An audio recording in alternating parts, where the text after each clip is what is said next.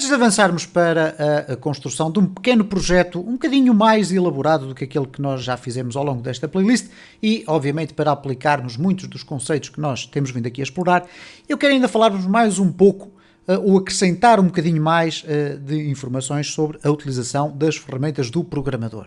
Porquê?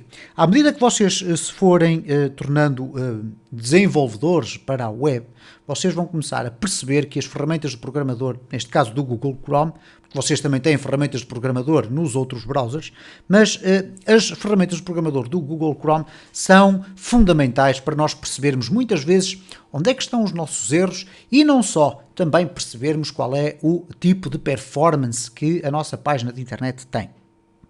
Então, neste caso concreto, nós podemos usar aqui já alguns scripts que temos vindo a utilizar nos vídeos anteriores e também usarmos aqui uma imagem. Então, eu vou colocar aqui simplesmente um H1 e vou-lhe dar aqui um título, Planeta Terra, e por baixo vou colocar um IMG e no source eu vou colocar assets /images e vou usar o planeta.jpg.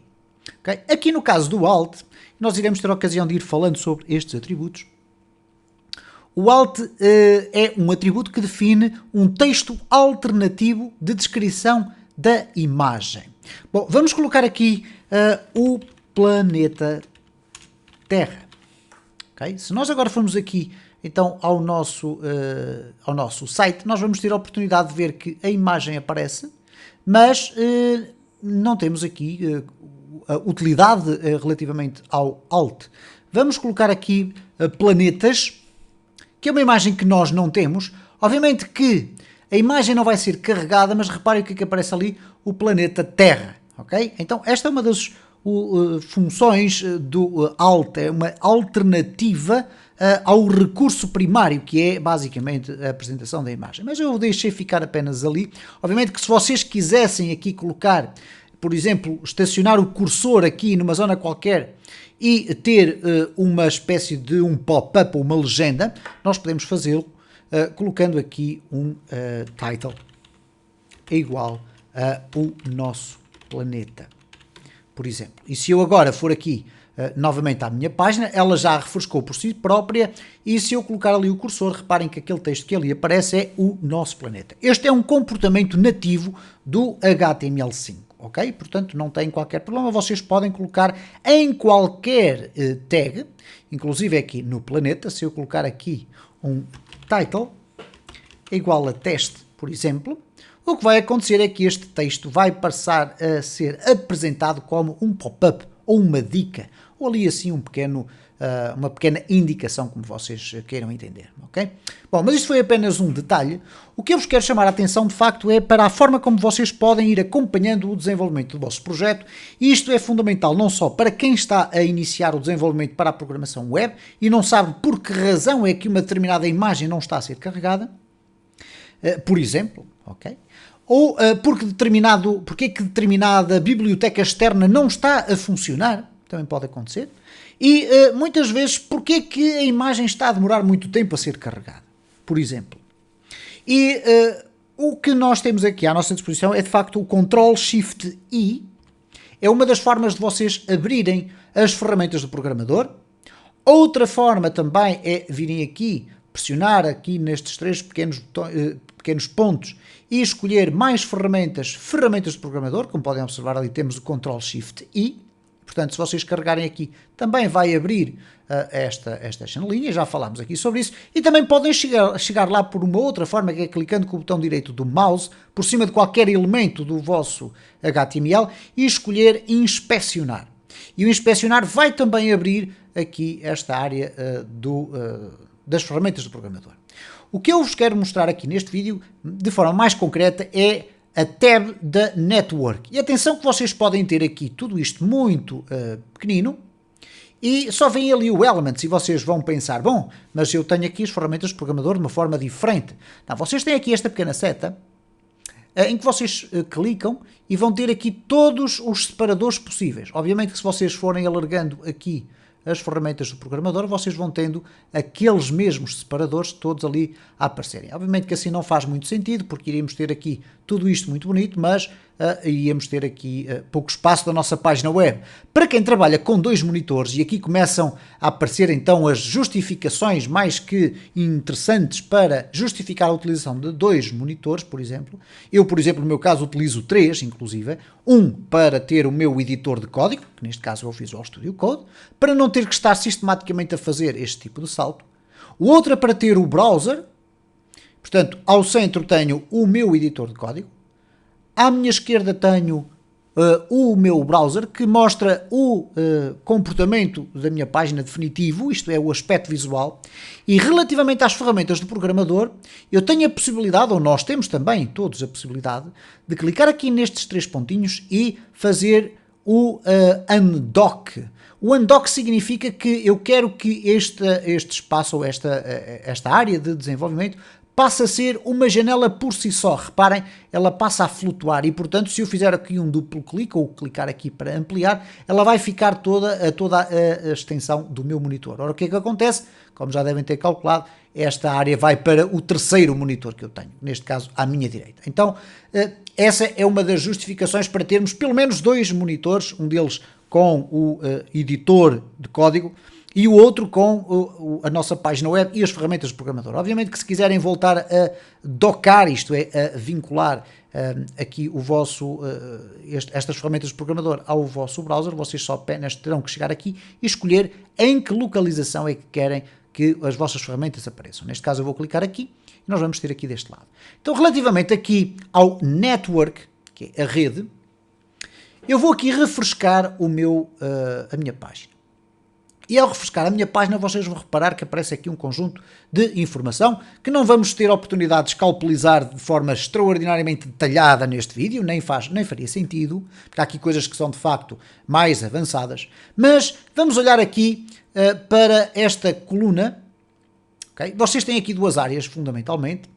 Eventualmente até 3, vamos falar aqui da área das ferramentas, temos depois aqui esta área, que é uma área do ciclo de vida de refrescamento da vossa página. Reparem que quando eu refresco, há aqui um conjunto de informações de linhas verdes, linhas laranjas, etc. Então nós também não vamos ainda entrar muito em detalhe sobre isso, eu vou apenas falar de uma forma superficial, mas temos aqui uma área onde nos é mostrado o conjunto de recursos que foram carregados para a nossa página. Vocês têm aqui alguns recursos que são estranhos, vocês dizem, mas que recursos são estes? O que é isto que aqui está? Ora, bom, o 127.0.1, que é basicamente este endereço que aqui está, é na realidade o equivalente ao meu fecheiro index.html. E aqui não houve nenhuma modificação, o 304 depois nós iremos ter a ocasião de ir acompanhando ao longo desta playlist o que é que estes status querem dizer, em que o status 200 é o mais comum porque significa que o recurso foi carregado com sucesso, e portanto é o chamado status OK. E reparem, nós temos aqui a indicação de que o fontawesome.min.css foi carregado OK. Ora, se eu for aqui carregar, eu vou verificar aqui que temos um status code 200 a verde, significa que foi positivo. Temos aqui um conjunto de outras informações que agora não interessa estarmos a explorar, mas de qualquer das formas o que nós temos aqui, eu vou aqui fechar esta parte, nós temos aqui diferentes status para diferentes páginas, ok? Bom, temos aqui o jQuery também, que diz que tem o 304, depois iremos ter a ocasião de verificar isso, mas na prática o que é que eu vos quero chamar a atenção neste vídeo? De facto, nós por aqui conseguimos verificar se houve algum problema com o carregamento de algum dos nossos recursos. E essa é uma das funções que esta área do network tem. Reparem o seguinte, se eu der um nome errado a esta imagem não existe de facto neste projeto. E se eu agora refrescar como aconteceu, reparem o que é que aconteceu aqui a planetas.jpg. Apareceu um status chamado 404, que é o not found, isto é, este recurso, seja ele uma página, uma imagem ou uma biblioteca externa, etc., não foi encontrado na localização indicada. E por conseguinte há um erro 404, isto é, o erro não vai implicar o carregamento da nossa página, mas vai ter uma influência substancial sobre a forma como ela vai ser apresentada. Aliás, substancial se calhar eu estou a exagerar. Existem muitas páginas de internet, a maior parte delas muito conhecidas, que têm alguns erros e que não são corrigidos. Porquê? Porque não têm um impacto significativo na forma como a sua página é apresentada. Vamos aqui fazer apenas um exemplo, que é fazer um Ctrl-Shift-I E vamos ver o que é que acontece aqui no Google. Eu, para ver o que é que acontece no Google, como podem observar neste momento, está tudo limpo aqui, e eu posso refrescar ou fazer um Ctrl R para fazer um record do load, não faz do reload, não interessa. Se eu agora fizer aqui um atualizar a página, o que vai acontecer aqui então é que as informações dos recursos que são carregados vão ser apresentadas aqui. Então reparem, eu vou fazer um refresh e são carregados milhentos de recursos. Vocês perguntarem-me, bom, mas eu aqui não estou a ver qualquer erro. Sim, de facto não está a aparecer erro nenhum neste caso. Vamos aqui tentar mais algum, e atenção, isto é à sorte. Vamos aqui ao Instagram. Vamos aqui clicar no Instagram. Vamos escolher este endereço, só simplesmente para termos aqui o endereço, e vamos entrar nele com as ferramentas de programador abertas, ok? E reparem, temos ali pelo menos já um aviso. Ora, reparem que não existiu ainda uma preocupação muito grande em resolver este aviso. Eu agora cliquei ali e ele diz-me que há aqui um problema de cross-site resources com o Facebook, etc. Portanto, há aqui sempre algumas informações que nós podemos escalpelizar e que algumas delas têm, enfim, um conjunto de informações que acabamos por não perceber muito bem o que é que significam, mas em alguns casos, nos nossos próprios projetos, nós vamos rapidamente conseguir identificar qual é o problema. Vamos verificar aqui uma circunstância. E depois vocês poderão fazer mais experiências com outros sites. Mas nós, de facto, temos aqui um erro. Quando clicamos aqui no erro, ele vai nos indicar que há um erro de tentativa de ir buscar. O get significa ir buscar qualquer coisa. E este get, que é o método mais utilizado, o mais frequente, que é o método de fazer um pedido ao servidor para que ele nos devolva um determinado recurso, deu um resultado 404, not found. Diz-nos inclusive que é na página index, na linha 19. Se nós formos aqui olhar para o nosso código, reparem que é exatamente na linha 19 que nós temos este erro. Portanto, nós, através da consulta desta informação, conseguimos facilmente identificar onde é que temos que fazer a correção. E se porventura nós estivermos a tentar carregar aqui o estilo.css, reparem o que é que vai acontecer. Passamos a ter dois erros, e estes erros são, eu vou fechar aqui, e atenção que a consola costuma, ou melhor, esta área de programador costuma ficar um pouco complexa de ler, só com o hábito é que vocês vão começar a perceber de como é que vocês podem fechar quadros, etc, porque há muita informação aqui que vocês não sequer vão olhar para ela. Mas reparem como aqui nós temos então já os dois erros identificados. E temos aqui resultados diferentes. Diz aqui o estilo.css foi cancelado. Se nós clicarmos aqui, nós vamos ter aqui informações muito detalhadas, com informações muito mais avançadas do que aquilo que nós temos preparados neste momento para conseguir absorver, sobre o que é que terá acontecido com este recurso. De facto, o que aconteceu foi que ele não foi carregado. E quando clicamos aqui, vamos abrir aqui a consola, que é a mesma coisa que ir aqui. Ok? Portanto, clicando aqui ou clicando na consola, nós vamos aqui a estes dois lados e reparem, ele aqui diz, foi recusado aplicar o estilo.css, ok? Porque, enfim, há aqui depois um conjunto de informações mais detalhadas, mas de facto há aqui um problema com este estilo. E se nós clicarmos aqui, ele diz que não foi possível ir buscar os estilos.css, porque de facto não existe, existe estilos.css. Okay?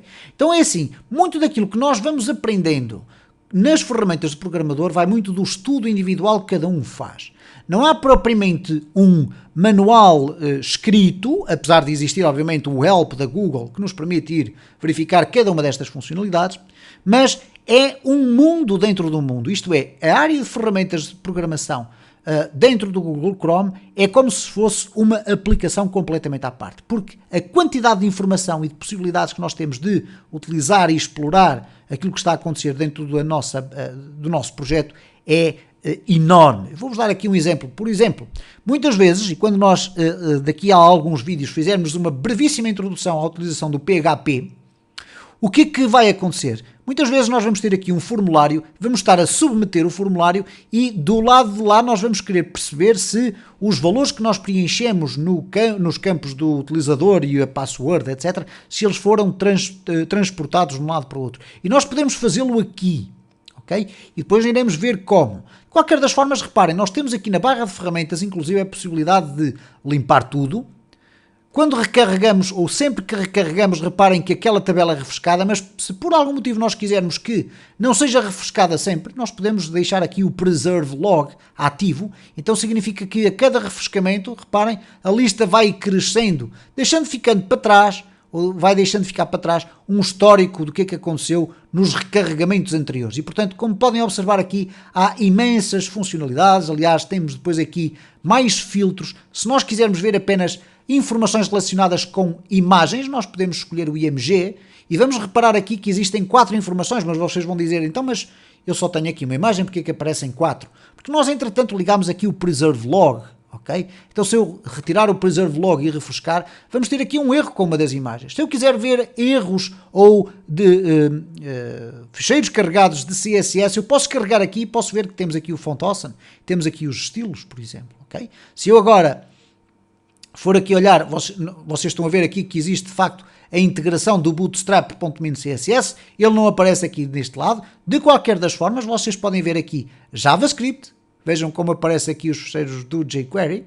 Nós podemos ver todos, ok?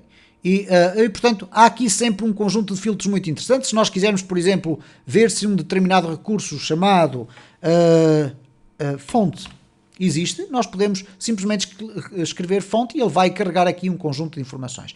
Não se espantem de aparecerem alguns recursos aqui adicionais que vocês não fazem a mínima ideia de onde vem. Este aqui nós percebemos que vem aqui do fonts, ok?